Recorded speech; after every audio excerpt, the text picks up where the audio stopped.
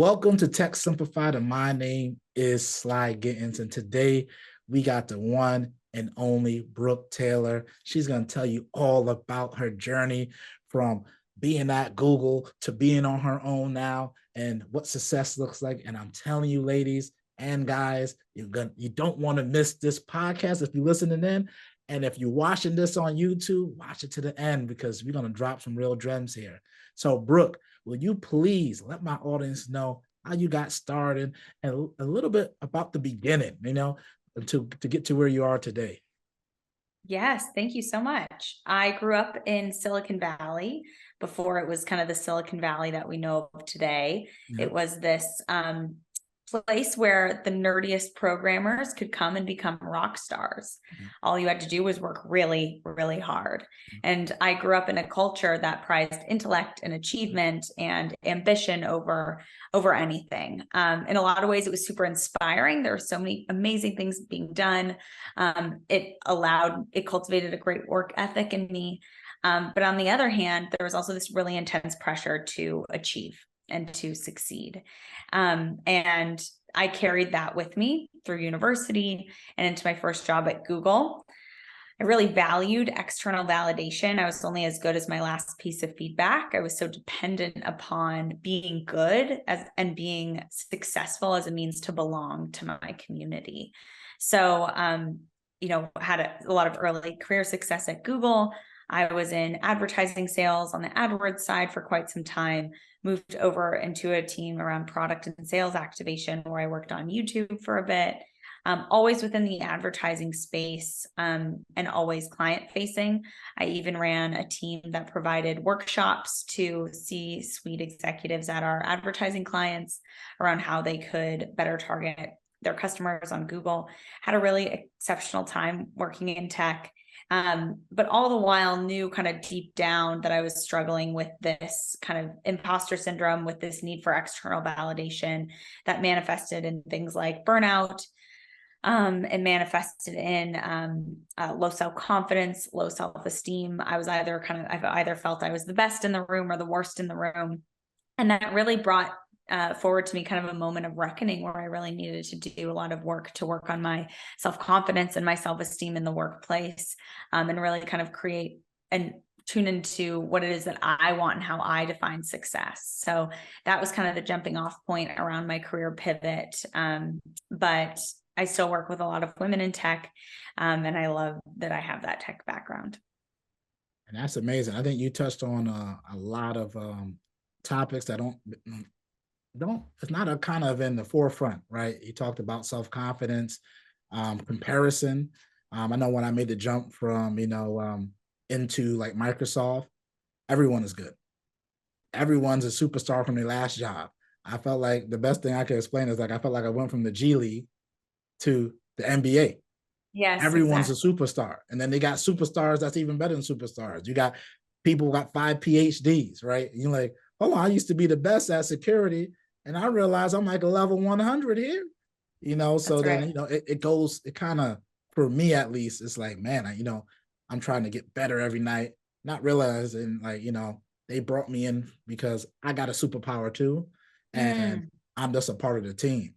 Right. And then, and I was, it took me some time as I got older just to realize you don't really need comparison. What does that do? Like you might have started, in Silicon Valley where you've seen that every day. I grew up in Brooklyn in a community and a Caribbean community where, when we had a computer, most people didn't. Right. So for me to fix it and break it, it was cool, but it doesn't matter. Our journey is just different.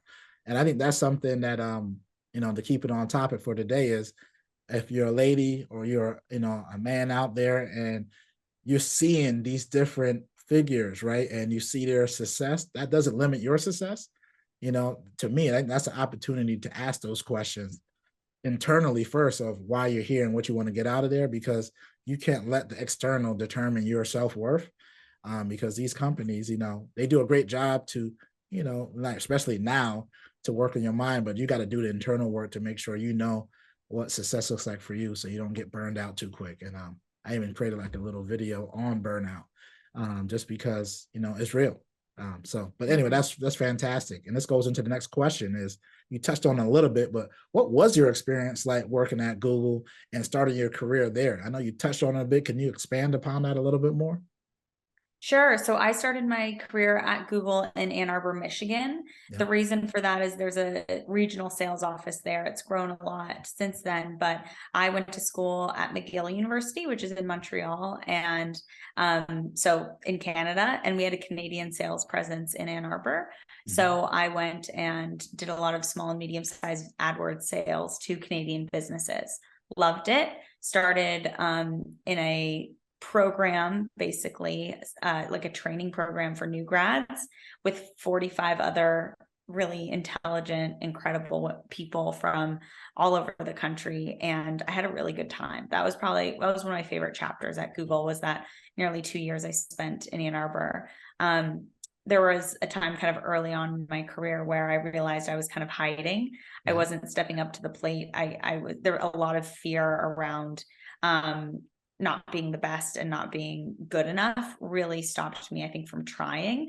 And I realized probably about 9 months into the job that I really had to step up to the plate and start really applying myself.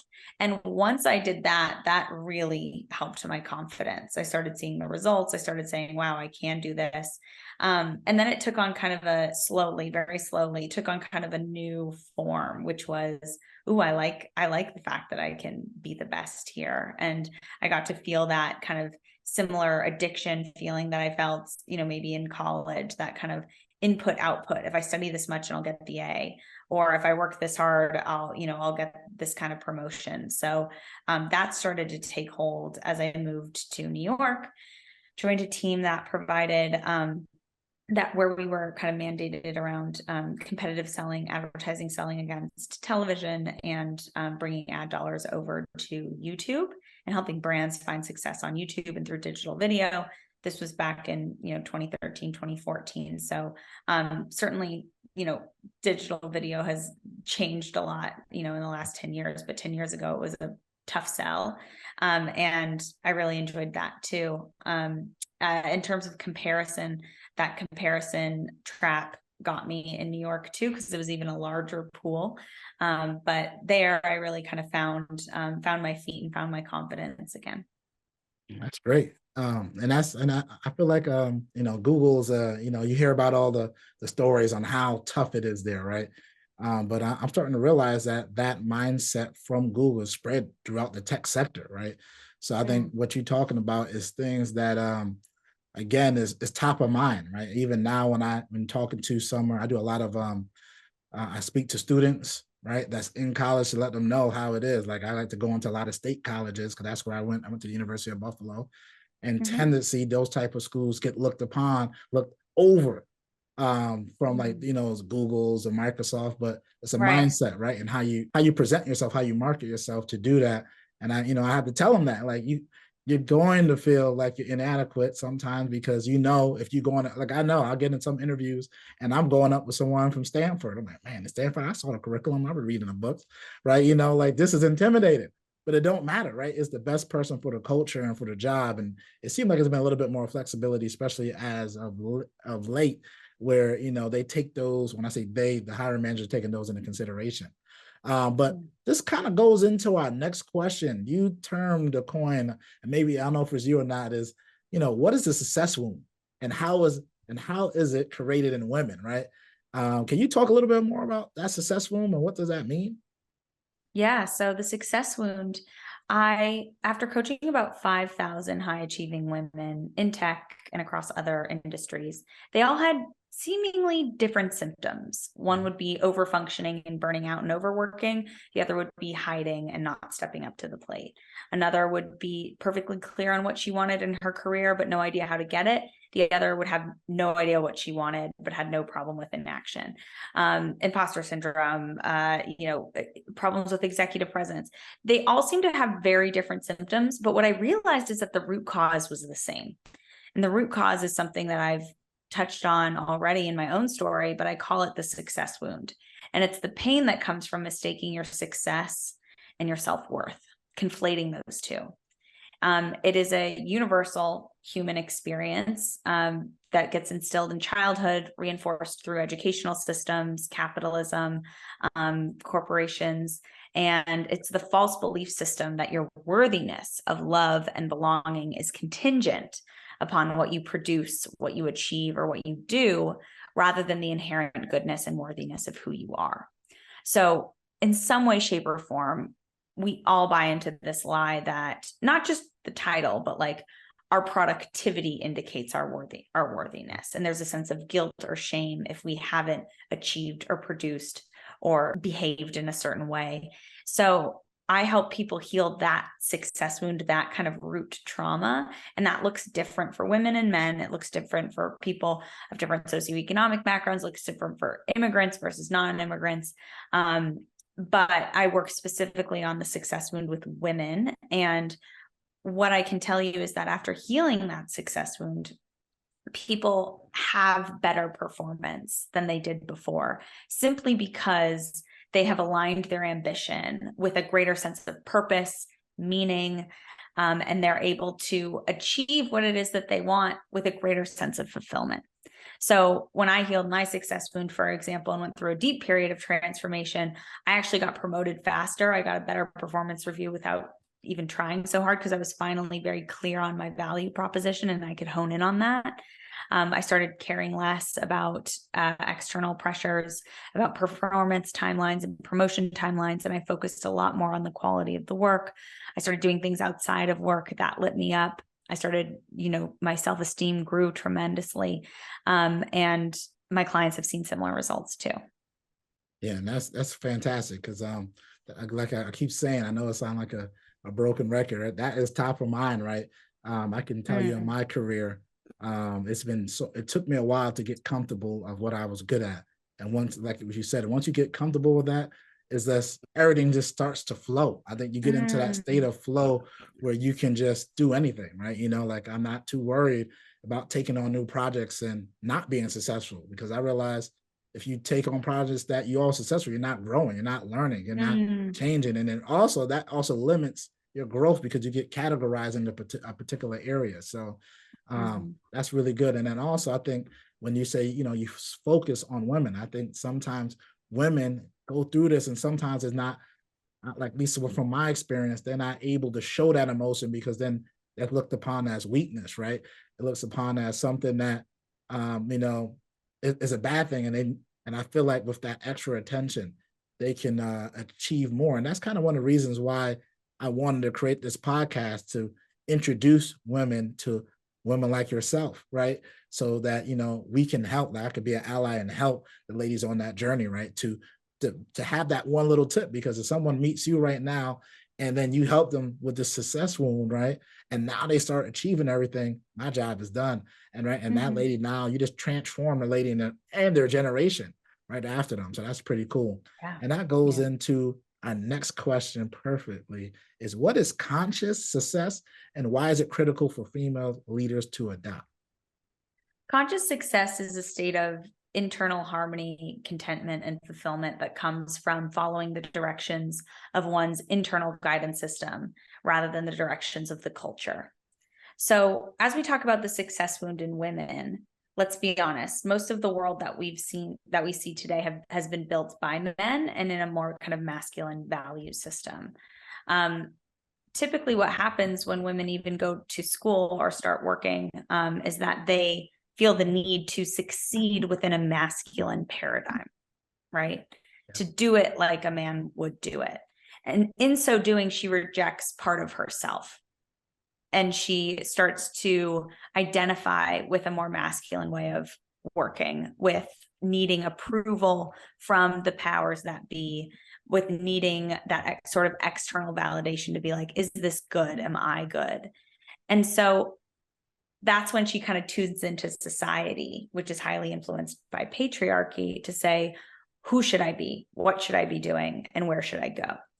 So healing that success wound brings you into right relationship with the truth of who you are, who you were before the world told you who you should be.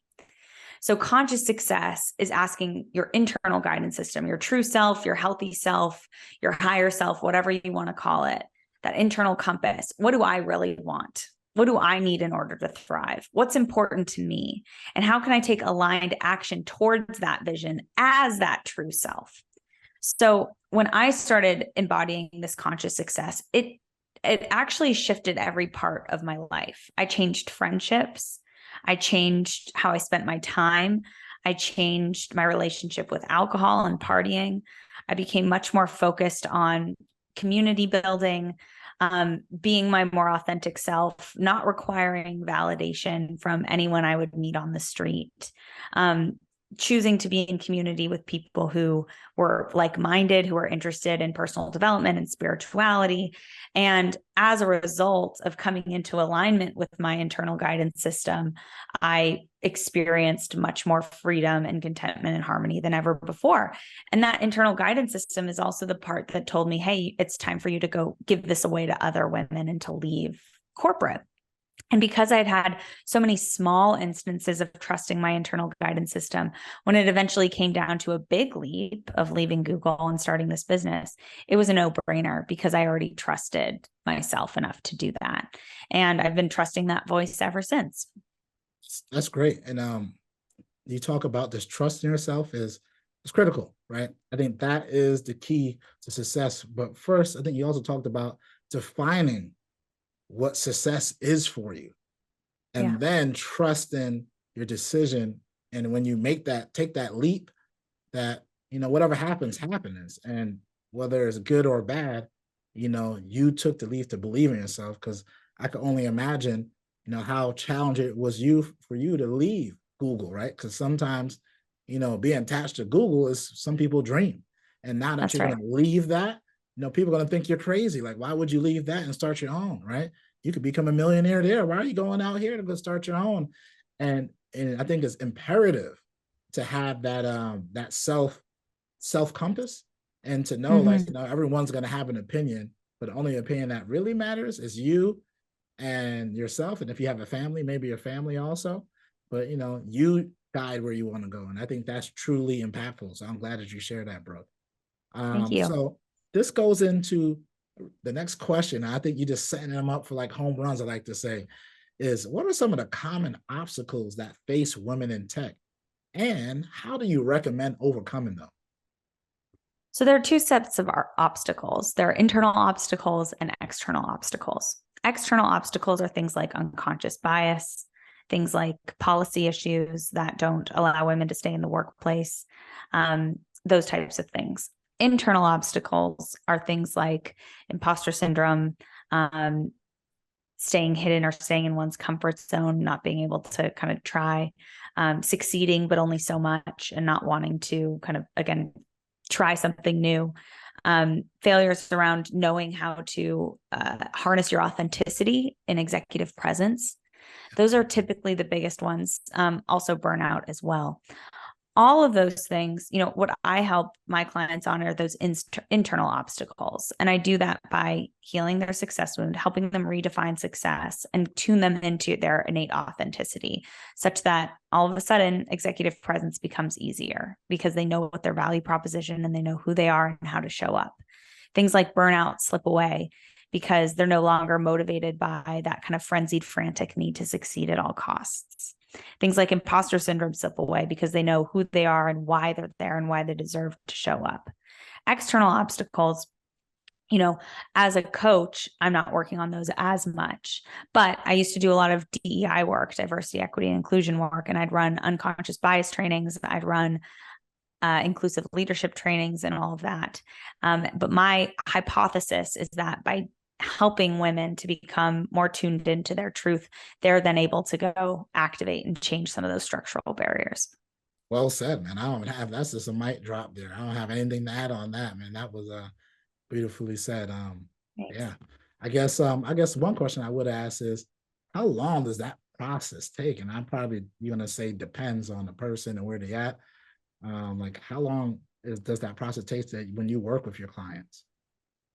So it depends. I knew you knew where I was going to say that.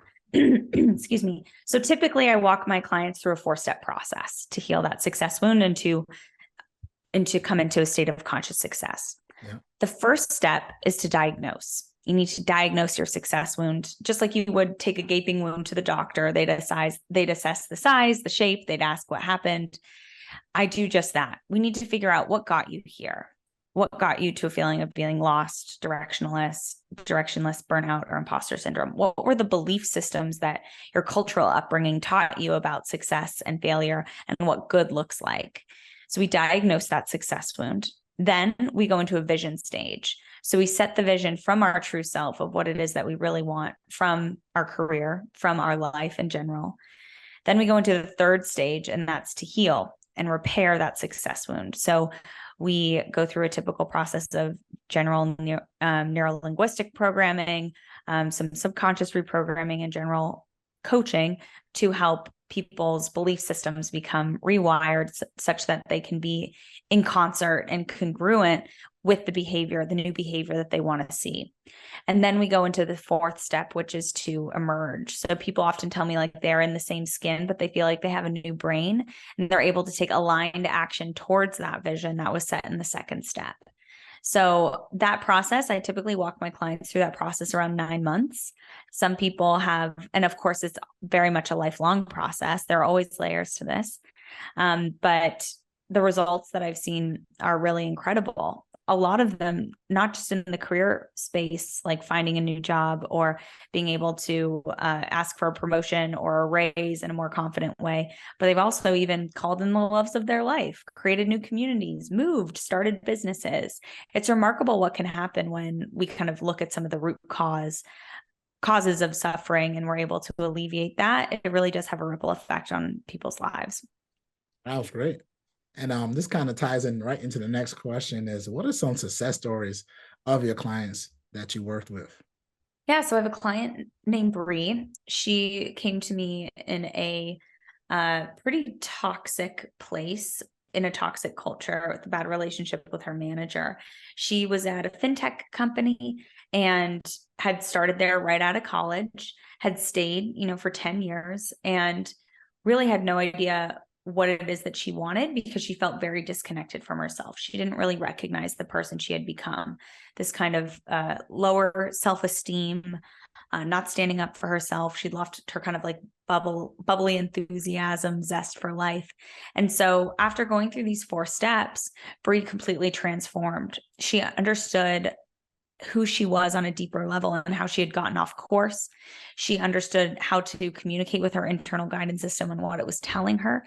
She even quit her job without another one lined up because she trusted her internal guidance system around that. And she was able to ultimately land a new job after working on a couple different startup projects in venture capital. So she did a total career pivot, and she, but as an example, there are still layers that we're working on together. She might be kind of headed in the right direction in her career, but that success wound can pop up after you there's kind of like that initial breakthrough, and then you kind of reach a state of homeostasis. It's almost like climbing Everest. Yeah. You climb to one height, then you have to pause and acclimate, and then you cause to another height and you pause and acclimate. So I'm still doing on this work with myself, for example. Just because you leave a corporate setting doesn't mean that corporate leaves you. There's so much kind of still ingrained in my mind about what successful entrepreneur looks like, around what a successful business looks like. And the more I can let that go, the more success I have. And that same is true for my clients. That's amazing. That's great. I'm excited. I wish I was a lady right now. So if you're a lady out there, you got to go talk to Brooke. I'm going to have all her links inside the show notes. I'm also going to have it within the YouTube description. So click on those. And I can just tell you for myself is once I took the time to, I do everyday daily reflection. I got a self-reflection journal. What I am, what am I grateful for? What do I want to get done, and how I'm going to get it done? And for me, and what's giving me energy and what's taking me energy away, right? That kind of changed my life, right? Because I remember I got to a point, I became a director of product marketing on the last 5 months. And, I never quit, but I could tell I climbed the wrong ladder, and this wasn't the right organization for me. The organization was fine. It just wasn't the fit for me. And it took me everything to say, you know what, let me just leave. Right? Because I can know that my performance is probably not the best. Just had my daughter. I'm at a startup. As you know, in startups, you got to work all day. There's no time off, right? and it wasn't the right place for me at that time.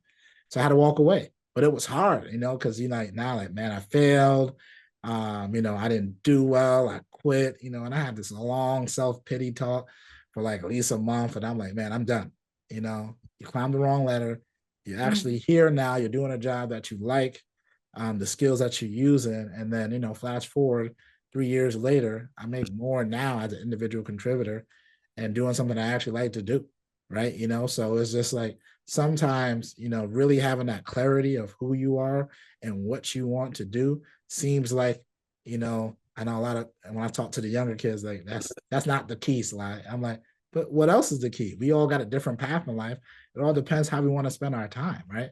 And how we want to use that. And then these companies aren't our identities, because you're even seeing that now with a recession, when so many people are losing their jobs, that they don't know what to do next because they align themselves to these companies, right? So not saying that's a bad thing. It's just something to be aware of. Who are you outside of that? So again, this was a fantastic interview, one of the best ones I had, Brooke. And I know the audience is walking away with a few gems. So before I let you go, how can the audience contact you? Yeah, you can find me at brooketaylorcoaching.com. I'm on Instagram as Brooke V. Taylor. If you go to my website, brooketaylor.com/unstuck, you can download a really great worksheet that can help you plot out your next big career move from a space of conscious success, if that's interesting to you. Oh, that's fantastic. So Sly Gittins and Brooke Taylor are out. Peace.